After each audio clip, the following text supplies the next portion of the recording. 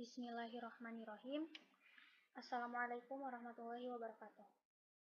Hamdan wa syukran lillah ba'da amma ba'du. Di sini saya akan sedikit menjelaskan mengenai cara penggunaan aplikasi Hadissoft. Dan Hadissoft ini merupakan salah satu aplikasi tahrij hadis digital. Untuk mengefektifkan waktu, kita langsung saja kenalan dengan icon atau fitur yang ada di Hadissoft. Yang pertama yaitu daftar buku atau daftar kitab. Jadi dalam Hadissoft ini terdapat 14 buku atau 14 kitab. Yaitu yang pertama ada Sahih Bukhari, Sahih Muslim, Sunan Tirmizi, Sunan Abu Dawud, Sunan Nasa'i, Sunan Ibnu Majah, Sunan Darimi, Musnad Ahmad, Muwatta' Malik, Sunan Daruqutni, Sahih Ibnu Khuzaimah, Sahih Ibnu Hibban, Al-Mustadrak, dan Musnad Syafi'i. Kemudian fitur yang kedua yaitu hadis berdasarkan kedudukan. Jadi di Hadissoft ini dikategorikan hadis-hadis berdasarkan kedudukannya, apakah itu penyandarannya bersumber dari siapa, seperti itu. Nah, ada dikategorikan menjadi beberapa gitu ya. Ada hadis qudsi, ada hadis mutawatir, ada hadis marfu, ada hadis mauquf, ada hadis maqtu, ada hadis mursal, ada hadis munqati, dan juga ada hadis mu'allaq. Coba kita buka ya hadis qudsi, yaitu hadis yang bersumber dari Allah, penyandarannya kepada Allah. Maka jumlah hadis qudsi yang ditemukan dalam Hadissoft ini dalam beberapa kitab gitu ada 798 hadis yang terdapat dalam Bukhari, Muslim, Tirmizi, Abu Daud, Nasa'i, Ibnu Majah, Darimi, Ahmad, dan juga Malik. Kemudian yaitu fitur yang ketiga, ini hadis berdasarkan tema. Kalau tadi hadis itu diurutkan berdasarkan kedudukannya, kalau ini hadis diurutkan atau dikategorikan berdasarkan tema-tema yang sama gitu. Di sini kita membuka tema tentang iman, maka ditemukan jumlah hadis tentang iman dalam kitab yang terdapat dalam Hadissoft ini terdapat 18.921 hadis. Kemudian icon keempat yaitu bookmark atau penanda. Jadi kita bisa menandai hadis-hadis yang menurut kita penting atau yang lainnya. Kemudian yaitu hasil pencarian. Jadi nanti ketika kita mencari sebuah hadis, maka si hasil pencariannya itu akan muncul di sini. Kita kembali lagi ya ke fitur yang pertama yaitu daftar buku. Kita coba buka kitab Sunan Abu Dawud. Kemudian kita bisa mencari dalam Sunan Abu Dawud ini melalui kitab apa gitu yang ingin kita cari. Misalnya kita mencari bab apa ya? Mencari bab adab. Kemudian bab apa yang ingin kita cari? Tinggal klik di sini tentang menahan amarah.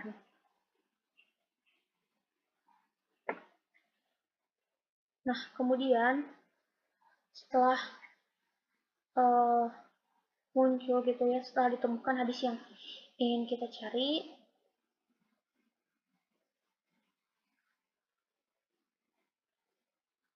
Kemudian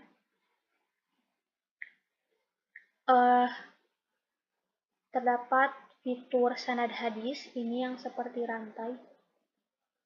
Nah, di sini terdapat sanad yang meriwayatkan hadis ini. Kemudian kita bisa, untuk lebih jelasnya gitu ya, bisa mengklik diagram sanad ini. Kita coba. Nah, ini seperti ini ya diagram sanadnya. Kemudian warna-warna ini apa gitu ya, keterangan warna ini apa. Nah, kita bisa klik ini keterangan warna, kemudian di sini diketahui gitu ya, terdapat penjelasan mengenai keterangan warna-warna dari kotak-kotak biografi ini, nama rawi ini. Itu seperti ini. Yang warna hijau Mu'ad bin Anas, juga Ahmad bin Amr bin Amru. Warna hijau ini melambangkan sikot atau adil. Kemudian yang warna hijau tua ini Sahal bin Mu'ad bin Anas dan Abdurrahim bin Maimun. Ini di keterangannya disebutkan soduk la ba'sa bih, jadi tidak mengapa meriwayatkan dari mereka. Kemudian yang warna biru ini seperti Sa'id bin Miklas dan juga Abdullah bin Wahab. Ini menjelaskan bahwa rawi tersebut adalah sikot atau sikoh hafiz. Seperti itu. Kemudian setelah itu, ini juga ya, terdapat penilaian dari Nasiruddin Albani bahwa hadis ini hasan. Yang pertama yang ini, kemudian hadis yang ini, itu dhaif. Begitu juga menurut Abu Thahir Zubair Ali Izai. Kemudian untuk tahrij hadisnya kita bisa mengklik ini hadis yang serupa. Nah, maka di sini ditemukan hadis-hadis yang serupa dengan hadis Abu Daud nomor 4147 ini. Seperti ternyata hadis Abu Daud ini juga terdapat dalam Sunan Tirmizi nomor 1944. Bisa diklik. Nah, kemudian muncul yang Imam Tirmizi ini. Kemudian terdapat juga dalam Sunan Tirmizi nomor 2417. Kita klik juga. Nah, maka akan muncul di sini. Kemudian terdapat juga dalam Sunan Ibnu Majah nomor 4176, dalam Musnad Ahmad nomor 1566, dan dalam nomor 15.084.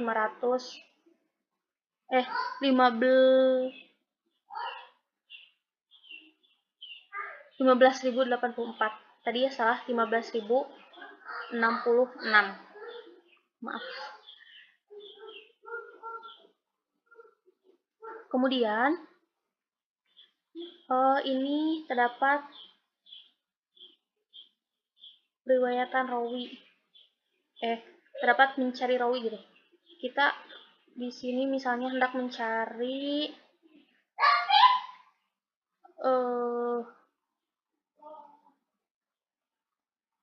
siapa ya? Ini Ibnu Wahab. Kita bisa cari di sini Ibnu Wahab. Semoga ada ya.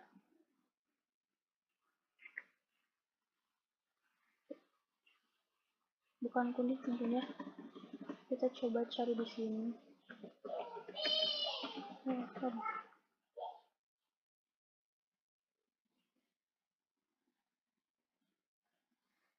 tidak tertemukan juga. Kita coba ganti yang lain, yang ini saja. Abu Marhum, kunyah ya itu teh. Abu Marhum. Abu cari. Nah, maka di sini terdapat ya bahwa Abu Marhum atau Abdurrahim bin Maimun, kunyahnya Abu Marhum, nasabnya Al-Madani, Al-Mu'arifi, kemudian berasal dari kalangan tabi'in, namun tidak jumpa sahabat gitu. Kemudian tadi yang terlupa di sini di sanad rawi gitu ya, di sanad hadis kita bisa untuk mencari misalnya Mu'ad bin Anas itu siapa gitu, biografi singkatnya tinggal kita klik saja ini. Nah, maka akan muncul biografi singkat seperti ini. Kemudian Sahal bin Mu'ad bin Anas juga bisa, nah, dan seterusnya. Kemudian ini di fitur ini laporan perbaikan.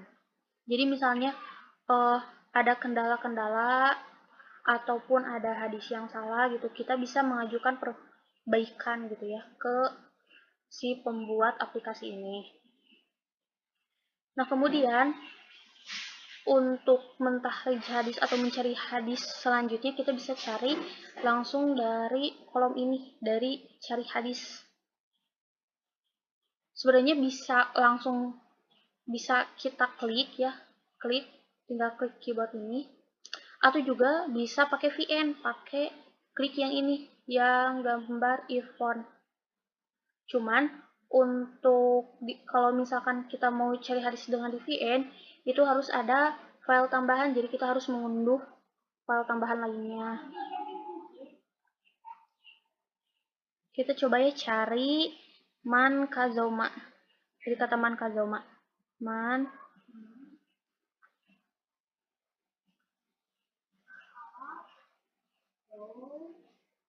langsung kita search saja. Nah, sudah beres ya.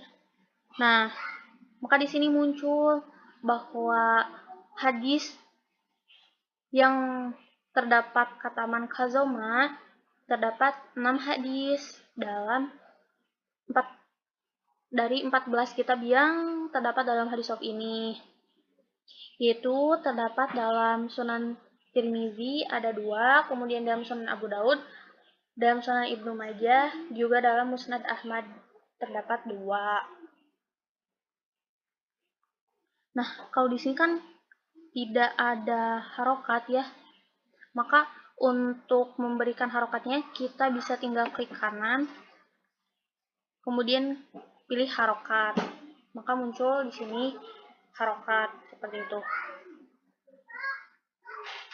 Kemudian untuk mengcopy hadis ini kita bisa tinggal klik saja copy di sini, klik copy, kemudian kita bisa membuka Microsoft Word untuk memindahkannya.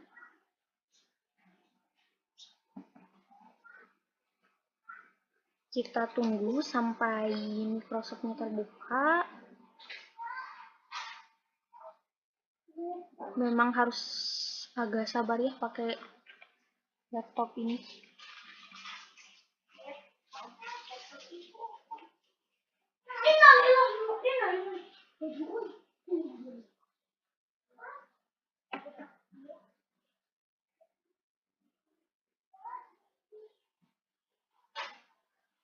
Kemudian kita salin, nah maka muncul ya hadis tadi yang kita sudah copy dari aplikasi Hadissoft.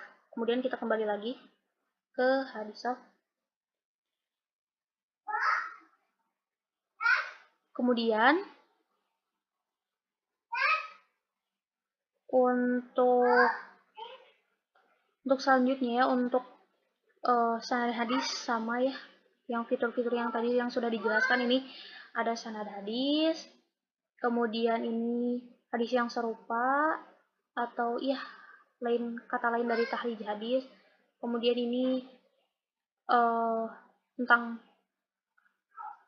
pencarian rawi seperti itu. Kemudian kita kembali ke fitur yang di atas, ini ada font. Kita coba klik font. Nah, jadi di Hadissoft ini kita bisa memilih font mana yang kita mau gitu. Sesuai keinginan kita, misalnya aku mau pilih font apa ya? Font ini. Bentar ketemu.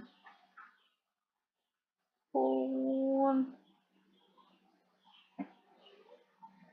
ini Aldabi. Nah, kemudian size-nya juga kita bisa pilih sendiri, misalnya kurang kelihatan atau kayak gimana, bisa kita pilih sendiri seperti ini.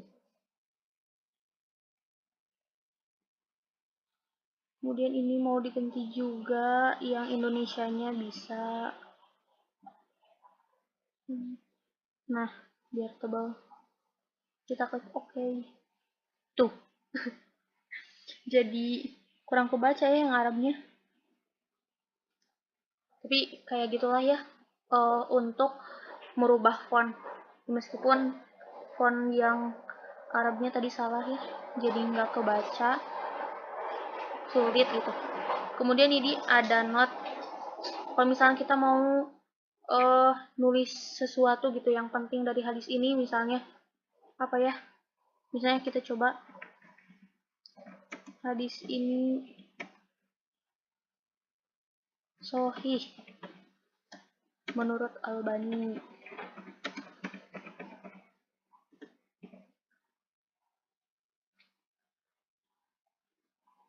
Kemudian kita bisa klik ini simpan catatan. Seperti itu. Kemudian ada ini bio. Ini tuh biografi imam. Jadi biografi imam dari kitab-kitab yang dibahas di Hadissoft. Nah, misalnya karena tadi kita nyari hadis Abu Daud, kita coba buka biografi Imam Abu Daud. Nah, maka di sini terdapat biografi Abu Daud. Namanya siapa, kemudian lahirnya di mana, seperti itu.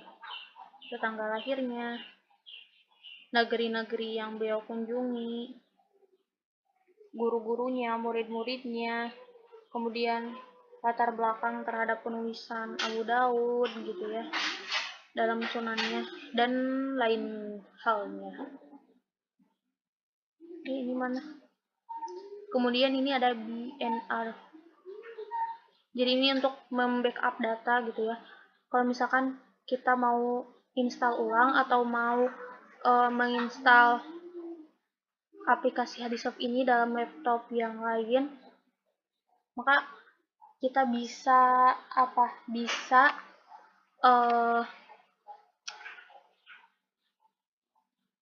menggunakan akun kita yang lama gitu, karena misalnya ada catatan penting yang kita tulis kayak di sini gitu atau apapun itu. Kemudian terakhir ini ada informasi sedikit ya, sekilas gitu mengenai kata pengantar dari pembuatan Hadissoft ini gitu ya. Kita coba buka.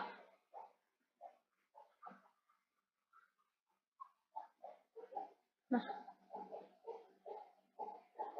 kayak isi atau database kutubut tis'ah yang digunakan kami ambil dari aplikasi ensiklopedi hadis kitab 9.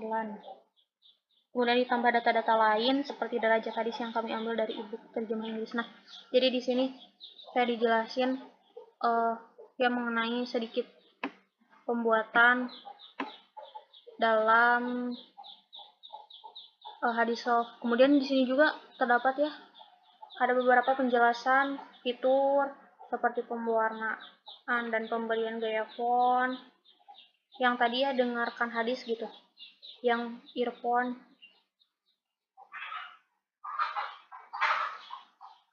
Kemudian tahrij hadis, dan yang lainnya. Mungkin hanya itu saja yang bisa disampaikan mengenai pengenalan gitu ya terhadap aplikasi Hadisoft ini.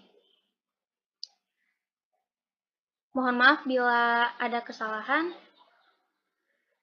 Ditutup dengan doa Rabbana atina fid dunya hasanah wa fil akhirati hasanah wa qina adzabannar. Wassalamualaikum warahmatullahi wabarakatuh. Terima kasih semuanya.